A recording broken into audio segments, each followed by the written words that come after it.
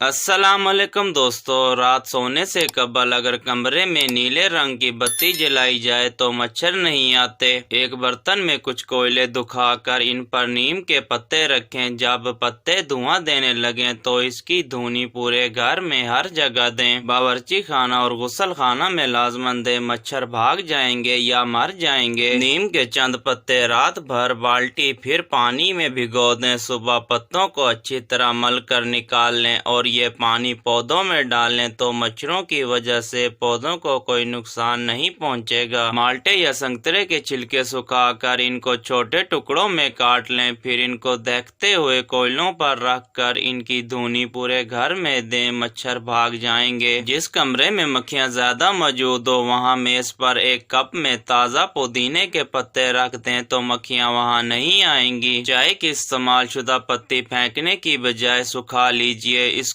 कोयलों पर डाल दीजिए तो इस धुएं से मक्खियां भाग जाएंगी। फर्श धोने के पानी में अगर नमक मिलाया जाए तो फिर फर्श पर कीड़े और मक्खियां नहीं भिनभिनाएंगी। दोस्तों, अगर वीडियो अच्छी लगी हो तो लाइक करें, चैनल को सब्सक्राइब करें। अपना ख्याल रखिएगा। मिलते हैं नेक्स्ट वीडियो में। अल्लाह हाफिज।